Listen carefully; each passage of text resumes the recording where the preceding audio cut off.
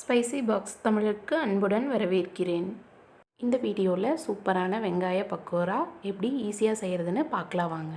First 2 பெரிய வெங்காயம் எடுத்து அதை இந்த மாதிரி நீல வாக்கில் கட் பண்ணி வச்சுருக்கேன்.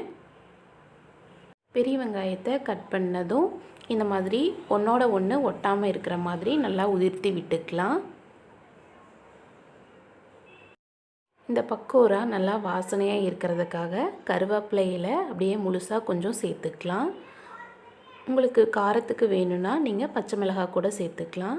இப்போது கடலை மாவு 1 கப்பு சேர்த்துருக்கேன். 1 கப்பு கடலை மாவுக்கு 1/2 கப்பு அரிசி மாவு சேர்த்துருக்கேன். அரிசி மாவு ரொம்ப ஜாஸ்தியாக சேர்த்துக்காதீங்க, ஒரு 2 ஸ்பூன் சேர்த்தா போதும். அடுத்தது இதுக்கு தேவையான அளவு உப்பு கொஞ்சமாக சேர்த்துக்கிறேன். வாசனைக்காக கொஞ்சமாக சோம்பு சேர்த்துக்கிறேன். இந்த வெங்காய பக்கோடாவுக்கு நீங்கள் நிறையா கடலை மாவு சேர்க்கணுன்னு அவசியம் இல்லை. அப்படி நிறைய சேர்த்துட்டிங்கன்னா அது போண்டா மாதிரி ஆயிரும்.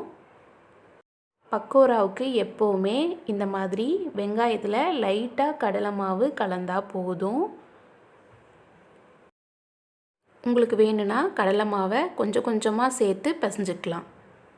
எங்கள் வீட்டில் குழந்தைங்கள்லாம் சாப்பிட்றதுனால நான் பச்சை மிளகாய் சேர்த்துக்கல, இந்த மாதிரி வர மிளகாத்தூள் தான் சேர்த்துக்கிறேன். இந்த வெங்காய பக்கோடாவுக்கு வெங்காயத்தில் இருக்கிற தண்ணியே போதும்.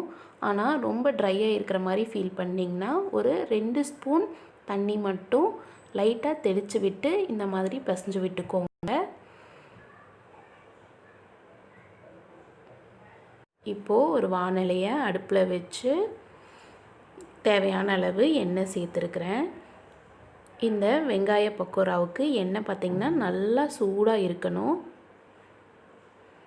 இப்போது பிசைஞ்சு வச்ச மாவை இந்த மாதிரி உதிரி உதிரியாக போட்டுக்கிறேன். வெங்காய பக்கோடா ஒரு பக்கம் வெந்ததும் இன்னொரு பக்கம் திருப்பி விட்டு இந்த மாதிரி நல்லா கிளறி விடுங்க.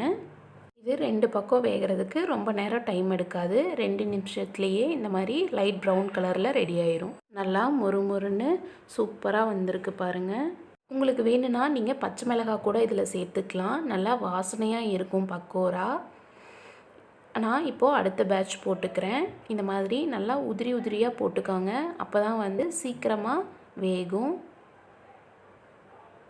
அவ்வளோதாங்க. இப்போ நம்மளோட சூப்பரான சூடான வெங்காய பக்கோடா ரெடி ஆயிருச்சு.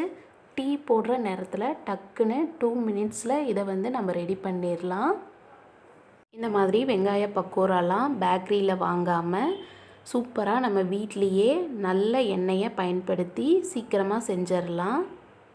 இந்த பக்கோடா பார்த்திங்கன்னா பெரியவங்கலேருந்து சிறியவங்க வரைக்கும் எல்லாத்துக்குமே ரொம்ப பிடிக்கும். கண்டிப்பாக ட்ரை பண்ணுங்கள். நம்ம சேனலை மறக்காமல் சப்ஸ்கிரைப் பண்ணுங்கள். நன்றி.